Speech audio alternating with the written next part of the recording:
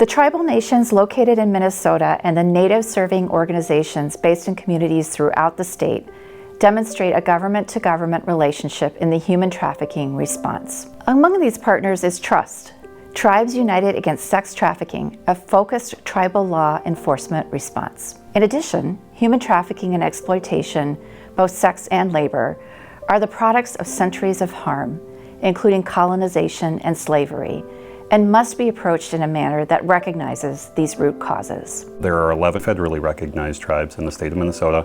9 of them are Public Law 280, which means that they follow government laws. So they follow state laws. The 2 reservations in the state that are not Public Law 280 would be Bois Forte and Red Lake. I support the strategic direction within the Department of Children, Youth and Families to support American Indian youth and Alaska Native youth and tribal nations within Minnesota to address human trafficking through the child protection and child welfare responses. Anin, Wabanu Vijigukwe, Nindigenous, Mikazin and Dundam, Misquaga, Mibizaga Igning and Dunjipa, Bemajiga Magnanda. My name is Beverly May, and I'm the Safe Harbor Community Resource Navigator here at the NWICDC. We want to make sure that the survivor gets any necessary services that are available for that individual immediately. We serve the Native population, and we connect them with their homelands. We look at this historical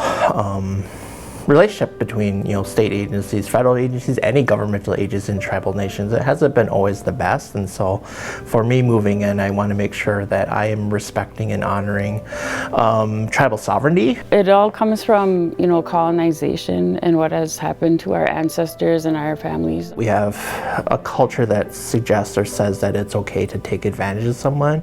They don't really realize that this is happening to them because it's normalized. The profile for an individual that is typically doing the preying is going to be a middle-aged male, typically Caucasian. They're going to be married and having children. They have disposable income. These young girls don't have anywhere to live, and it could even be like their friend, and they're staying there, and like a little while later, they're like, hey, you've been here for a while, try to exploit them or traffic them. They're on their own and they don't have a support system. I have a lot of at-risk youth that I help. I create a safe place for them to come and receive healing.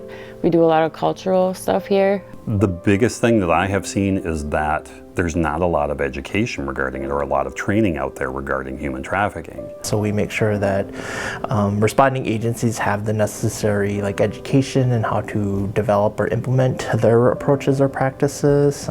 We also do a lot of education and training as well for child protection workers across the state for both county and tribal agencies. Trust works very closely with different agencies in the state, whether it be the Missing and Murdered Indigenous Relatives Office. We work with the Bureau of Criminal Apprehension, or the BCA. We work with the Bureau of Indian Affairs, or the BIA, and probably any other 3-letter agency that I can't think of at this moment. I think working together means that we can share resources and ideas and training to better help survivors, making sure that the survivors don't fall through the cracks. And so having those kind of opportunities to work together, it gives a lot of ability to learn a little bit more about our roles. We really need support from non-Native agencies and organizations, as well as law enforcement, because together we're stronger. I have always been a believer that law enforcement needs to partner with community to be able to get our job done. Human trafficking is not a localized thing. It is a nationwide problem. And developing those relationships with not only local agencies, but with nationwide agencies is a huge part of what we do. I like to tell the women and the youth that come here that, you're loved, you're worthy, and that you can turn your life around, and I'm always here.